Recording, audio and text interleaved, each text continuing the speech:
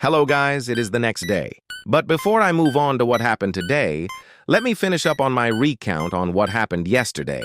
Right after Edward caught me and Ah Beng breaking into Kenny's home, he asked us what we were doing there while holding up his gun. He was adamant that me and Ah Beng had an inside operation to rob people's homes. To stop him from making more conspiracies, we had to show him the note that Kenny had left behind. And we also told him that Kenny was the eyebrow skinner. However, after this, he still seemed suspicious and told us that he would tell the superiors everything. This was not good as we could lose our new jobs, so we asked him to meet us at the cafe the next day before saying anything. He reluctantly agrees and storms out of the house, not wanting anyone to spot him. Me and Ah Beng heave a sigh of relief, dusting away any prints left behind in the house before leaving it. A close call for sure. We vouch to be more careful next time. Now back to today. Me and Ah Beng go to the cafe and meet up with impatient Edward.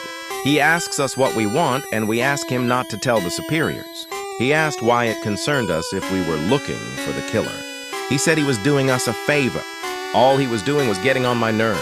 I would have beat him then and there if our Lieutenant Mr. Prowaski hadn't called us in. He told us through radio that a new body had been found stuck to the wall of a court. It must have happened when me and Ah Beng were at Kenny's house yesterday. But how could Kenny have smuggled the body into the court? He might be sloppy, but he surely was stealthy too. Edward stared at us as we entered our cars, driving over to the crime scene.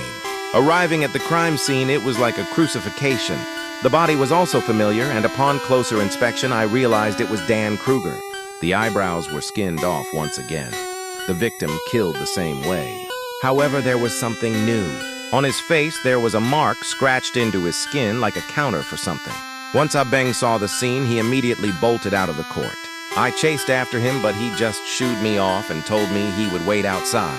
The only good thing which came out of this was that Edward could not report anything to the superiors, as we were in a crime scene.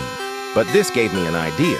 The moment the whole investigations unit goes back to the TPD, I would tell the superiors everything me and Ah Beng had found about Kenny, but not how we had gone into his home. And that was exactly what I had done. This led them to have another excuse to call in everyone. They quickly got a search warrant for Kenny's home and ordered men, me and Ah Beng, to go to the location. Ah Beng said he did not want to go. He also looked like he had seen a ghost. I patted him on the back and went back down to the car and drove toward Kenny's house. During the drive, many thoughts rushed through my head. One was, what happened to Ah Beng? Why was he so distraught?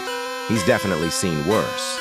But the more alarming thought was, who would want to break Dan, the notorious elevator button pusher, out of his court and then kill him? It just seemed too brutal and too troublesome. Eventually, I arrived at the house along with the squad of policemen. They noticed the door was unlocked and drew their firearms. Going into the house, the same note me and Ah Beng had found the other day was still on the table. Mr. Prowaski deduced almost immediately that Kenny was the killer, provoking us to gain satisfaction. The next day, I opened my TV and saw on the news. The TPD put up his face on the news, pumping out an APB for him to be found and arrested. That's all for now, but I'll be back with more news next time.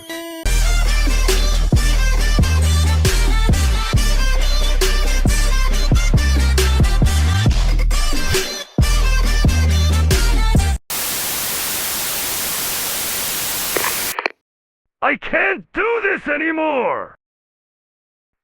Your family will suffer. You would not want that, would you?